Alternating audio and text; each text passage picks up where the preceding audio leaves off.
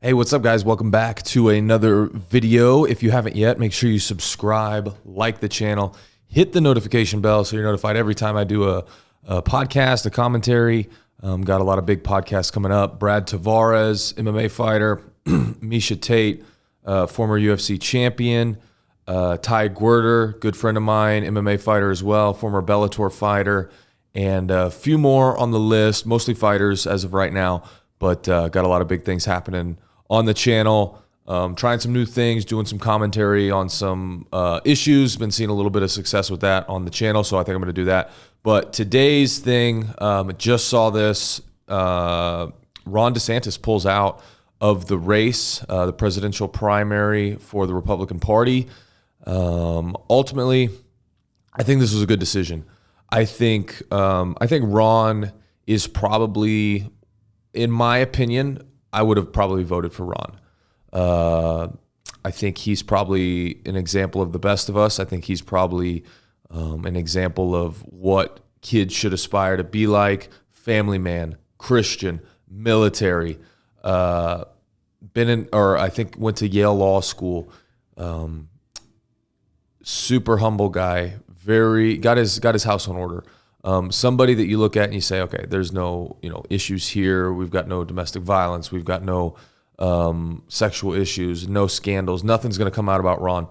Ultimately, he just couldn't match the fire, and a lot of people, I think, want that fire.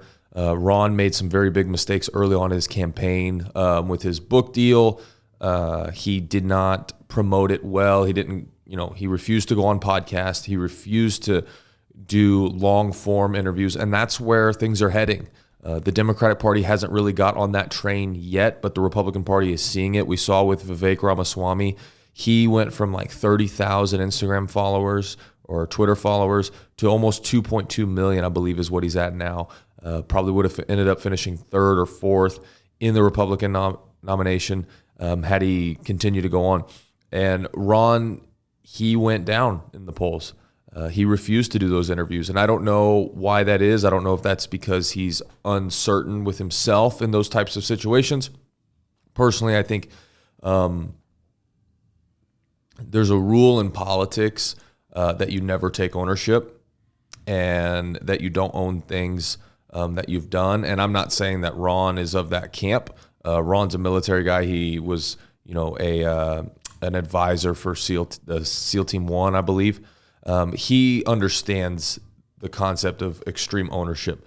But for whatever reason, politicians are the one group of people where it is not only acceptable, but it is expected that you never take ownership for your actions. And it's a very unfortunate part of our political system.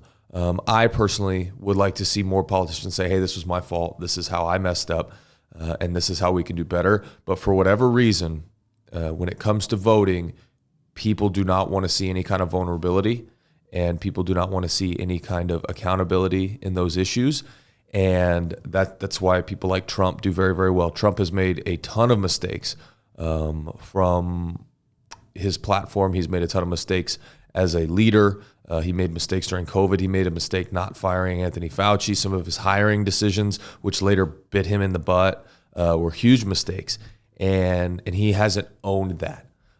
He still hasn't owned that, whether or not the election was rigged, I think we'll know in about 15 to 20 years.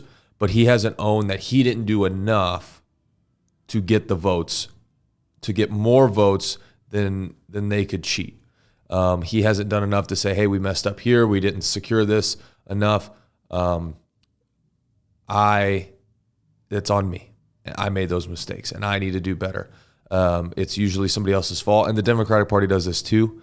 And for whatever reason, I think Ron wants to avoid those situations rather than put himself in a position where he has to own his side of things, where he has to answer tough questions. So for whatever reason, he decided not to do that in his campaign. He decided to have shorter interviews, even the ones he did. I know he did one on Patrick Bet-David's show. It was an hour, and Patrick usually does 2 to 2.5 hours. I know for a fact Rogan would have 100% welcomed Ron DeSantis, and he didn't go on Rogan, and I don't know why. Rogan speaks to a very wide, large audience. both Democrats and Republicans. I think that was a really missed opportunity to get in front of both sides of the political aisle in a way that they have to hear you. The problem with Fox News, the problem with CNN, MSNBC, CBS, like all these big organizations is they don't give you a chance to be heard. They pull out what they want. I saw the other day a basketball player, thanked his Lord and Savior Jesus Christ and then went into the question, and they cut that part out. With people like Rogan, that's not going to happen. There is a huge push against morals and values in this country. I think Ron DeSantis exhibits morals and values, and for whatever reason, a ideal moral and value system for man and for the United States and for American people. He did a great job as a governor. He was amazing. Florida was the best state and is now the reddest state, except for maybe like Oklahoma. But he just couldn't get the job done. He didn't do a good enough job reaching people. And I think, he even said, looking back, and I respect him tremendously for this, he even said, hey, we made some mistakes, and this is what, I could have done that I didn't.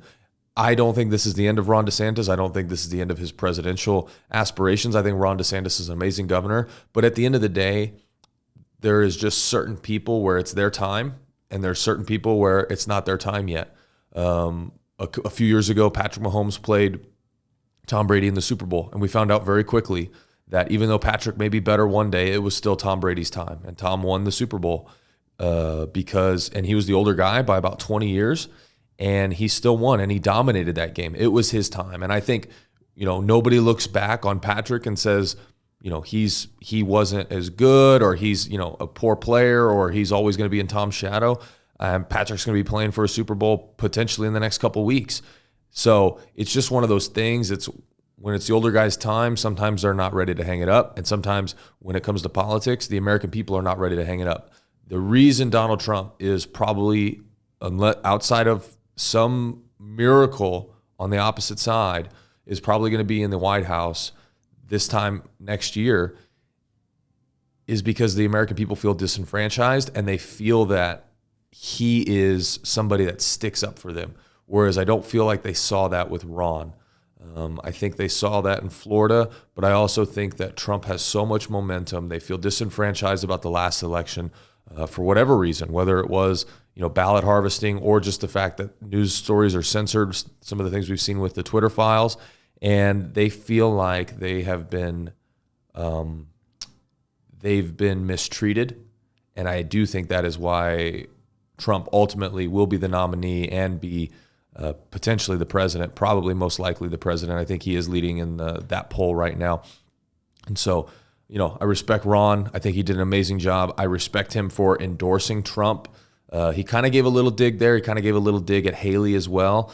But ultimately, he did give the endorsement, and I think that's a smart move. He said, I don't agree with him on some of these issues, but I am going to endorse him because ultimately I do think it is a much better choice than what we have right now. So hats off to Ron DeSantis. Still think he's an amazing governor, amazing human being, amazing person that most people should aspire to be like. And I truly do hope and pray that our political system gets to a point where we can have more people like Ron DeSantis win some of these nominations, as opposed to getting beaten because they don't have the flair, because they're not the entertainer that other candidates are.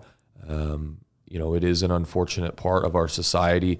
I remember getting in conversations, who are you going to vote for? Are you going to vote for Trump? Are you going to vote for Vivek? Are you going to vote for Ron? And my answer usually was Ron, because especially if it came between him and Vivek, because ultimately Vivek is a showman. Vivek is a guy that puts it out there a little bit more and is a little bit more calm, but he doesn't have a resume to go behind him. And Ron DeSantis has an amazing resume, and he could have easily put his resume out there much more. He could have put it out there in front of a lot more people, a lot more podcasts, a lot more shows, and he didn't.